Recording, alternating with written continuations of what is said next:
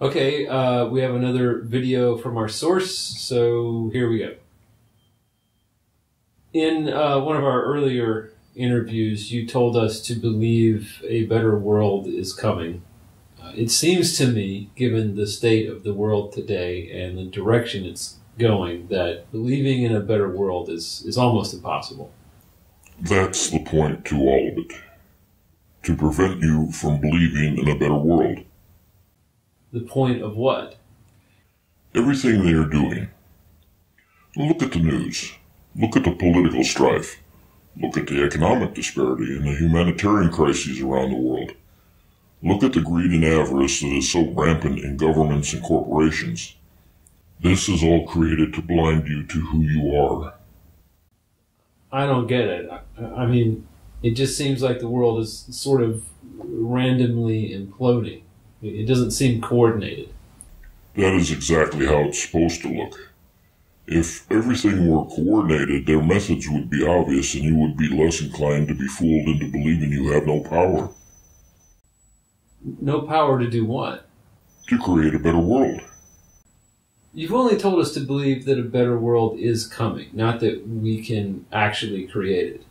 Rob, don't be dense. He's saying that it's our belief in a better world that will create a better world, right? All this time he's been telling us about how we create things with our consciousness, which is only a shadow. But a shadow of what, right? The one true source.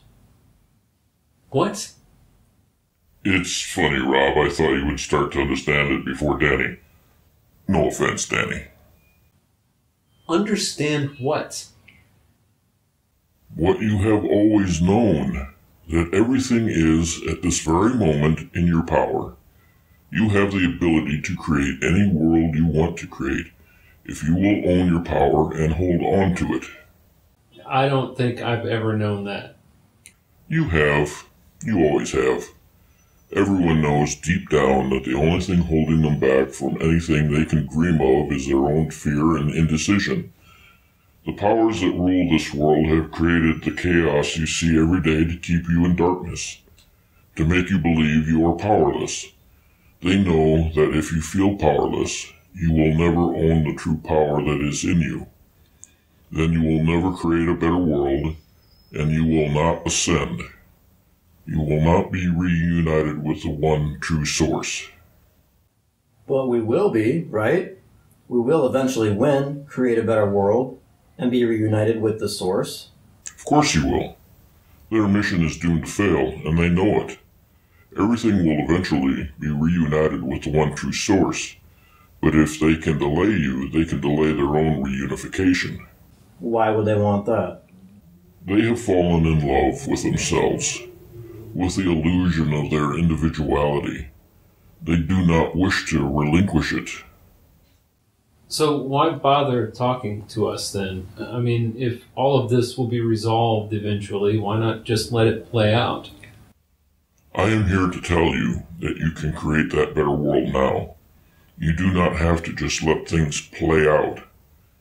This is the critical mistake most people make in their lives. They just let their lives play out. They never own their power. If you will decide right now to create your better life, and if you will hold on to that decision no matter what, the better life will be yours. And if everyone will do that, a better world will be created and mankind can ascend. If we truly have this power, what is to stop us from creating a life that brings us more power at the expense of others? What's to prevent us from misusing this power and becoming, I don't know, Hitler or Pol Pot? There's nothing stopping you. And as you've indirectly pointed out, it has happened many times throughout your history. But those people were ones who have fallen in love with their own individuality. So they didn't ascend? They did, but in a different way.